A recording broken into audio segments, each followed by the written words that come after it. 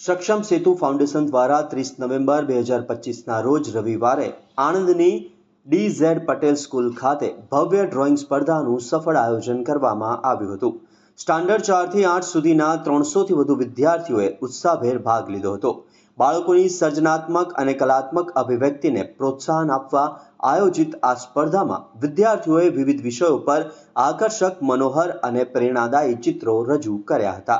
સ્પર્ધા પૂર્ણ થયા બાદ બંને ગ્રુપના વિજેતાઓની જાહેરાત કરવામાં આવી હતી, જેમાં ગ્રુપ એમાં પ્રથમ સ્થાન પઢિયાર દેવર્ષિ, બીજું સ્થાન પ્રજાપતિ ચિરાગ મનસુખભાઈ, ત્રીજું સ્થાન ગણેશ મહેન્દ્રભાઈ પ્રજાપતિને મળ્યું હતું, જ્યારે કન્સોલેશન પ્રાઇઝ મસ્કાન ચૌહાણને આપવામાં આવ્યું હતું. ગ્રુપ બીમાં પ્રથમ સ્થાન જીશા જયેશભાઈ ચાવડા, બીજું સ્થાન સાનવી સોની, ત્રીજું સ્થાન કેશવી યોગેશકુમાર ખાપરા અને કોન્સોલેશન પ્રાઇઝ હરીશ કલ્પેશભાઈ પટેલે મેળવ્યું હતું. તમામ વિજેતાઓને ટ્રોફી, પ્રમાણપત્ર અને ગિફ્ટ આપી સન્માનિત કરવામાં આવ્યા હતા. Project chairman Kajal Pithadiya, director Vijal Pithadiya, woman wing president Parul Soni, members Prajnaben Dave, Puja Makwana, Bhavin મકવાણાએ કાર્યક્રમને સફળ બનાવવા માટે ફાઉન્ડેશનનું આયોજન ટીમે મહત્વપૂર્ણ ભૂમિકા ભજવી હતી.